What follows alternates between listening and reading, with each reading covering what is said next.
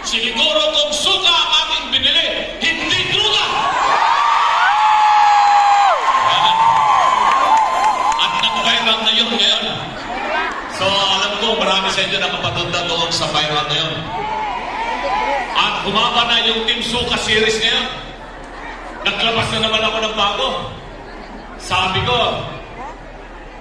ito ang sukang pinakurat. Ini ang langgaw na pinakurat. Panlaban sa mga kurap. Yan. Yung mga kapwa ko, Ilocano, naging kapatang Ilocano, yung ating maging mayroon. Meron din kasunod na series yan, pero babanggitin ko na ngayon. Sabi ko, masarap kasi yung suka namin sa Iloco. Suka ng Iloco niya, nag-ibasin niya ako. Sabi ko, ito naman po ang sukang Iloco. Panlaban sa mga loko-loko.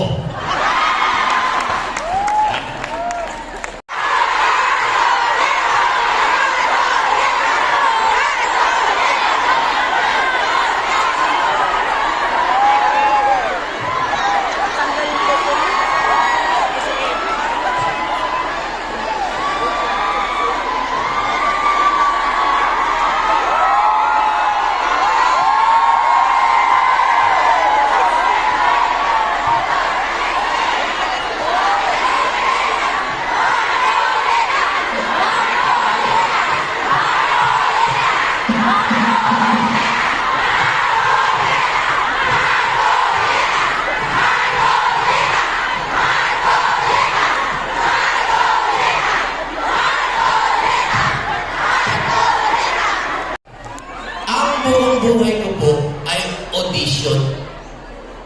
Nung grade 6 po ako, wala po akong kilala sa showbiz. Hindi po ako showbiz royalty. Ako po mag-isa. Ang pangalan Bondok, hindi po ako kapamilya ng mga sikat na Bondok. Kami po ay burol lang. Nung grade 6 ako, nagkaroon ng audition. Sabi ko, kaya ko kayang pumasa dyan? Eh wala naman akong kilala. Pagka-audition ko, naging lead role na agad ako dun sa entablado.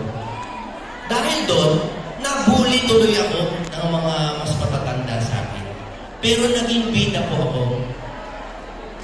Tapos, nung ako po ay singer na, nag-audition po ako sa isang network. Kaso nagsara na yun. Wala pong tumatanggap sa akin. Walang record label na may gusto sa akin.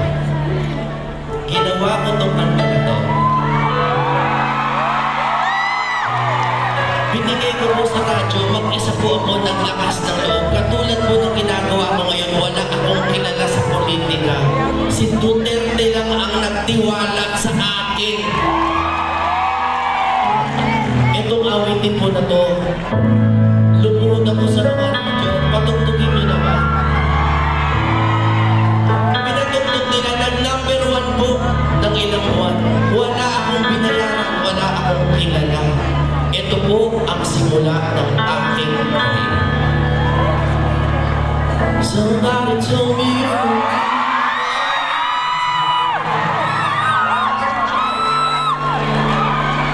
somebody told me you're happy.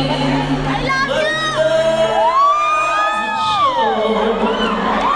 Somebody told me that you don't want no. So you're walking out the door. Nobody told me you were crying every night.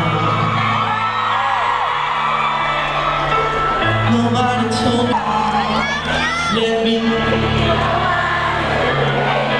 so you don't have to make excuses. We don't.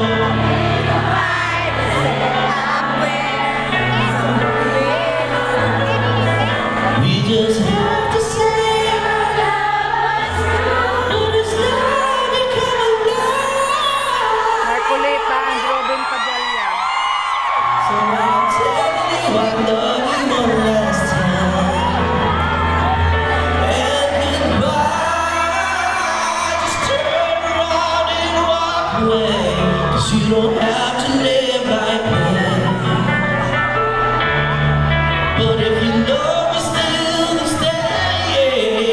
be waiting for the final kiss.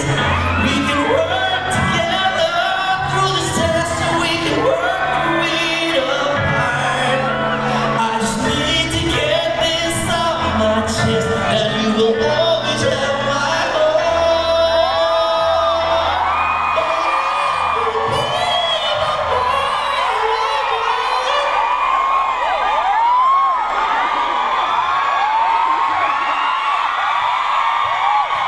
Let me be the one. Pagkatapos po ng kanta na yon, meron naman akong ginawang kanta tungkol sa isang babaeng iniwanan ako.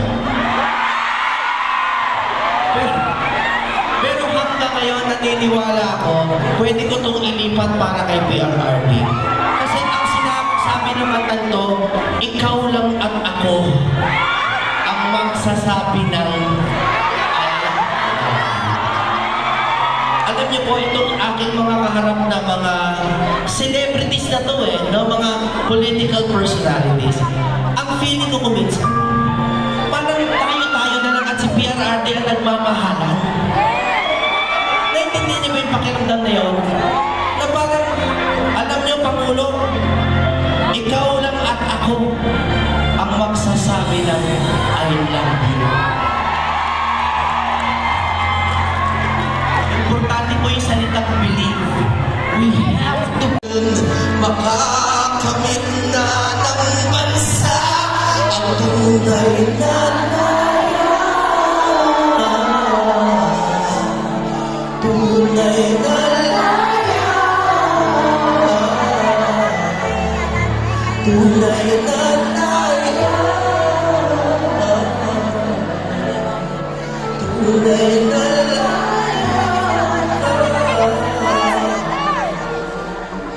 Pilipinas, kailan ka malalaya? Lapit na! Happy Women's Month po sa inyo lahat, sa ating mga lola, nanay, ate, mga tita. Palakpakan po natin ang ating mga kababaihan. Kahapon po, papunta ako rito. Marami pong mga OFWs, mga seaman ng iba, lumapit sa akin. Sabi nila, Sir, salamat sa mga programa at tulong sa panahon pa dati ni Pangulong Duterte hanggang ngayon sa Malasakit Center, sa pagpapauwi niyo sa amin nung panahon ng pandemya sa mga tulong. Huwag ho kayong magpasalamat sa amin ni Pangulong Duterte. Sa totoo lang po, kami ang dapat magpasalamat sa inyo dahil kami po isang probinsyano na binigyan niyo po ng pagkakataon na makapagserbisyo po sa inyo. Maraming salamat po sa inyo lahat. Mga OFWs, salamat po. Ang hirap pong mapalayo sa pamilya. Hindi po nababayaran ang lungkot. Kailangan niyo pong magtrabaho rito. Kaya nandito lang po ang aking opisina bukas para sa inyo sa abot ng aking makakaya. Maalala niyo po nung kampanya pa lang dito noon ni Pangulong Duterte, isa sa kanyang isinulong ay ang itong magkaroon kayo ng sariling departamento. Kaya, di ba, maalala nyo? Kaya ako po, nung naging senador po ako, isa po ako, sa ilan lamang na nagsulong ko, konti pa lang kami nun. Isa po ako sa author at co-sponsor ng Republic Act 11641. Itinatag natin ang Department of Migrant Workers para sa ating mga OFWs. Ngayon po, meron nun. Kalat-kalat ang may ahensya may pinalaman sa OFWs. Di ba nananawagan kayo sa Facebook? Nananawagan kayo sa telebisyon, sa radyo? Ngayon po, meron ng isang departamento para sa inyo. Dahil kayo po yung mga modern day heroes, ang ating mga OFWs. Sa ilalim ng batas na ito, na ating isinulong sa Department of Migrant Workers, andiyan na po yung POEA, Philippine Overseas Labor Offices, International Labor Affairs Bureau,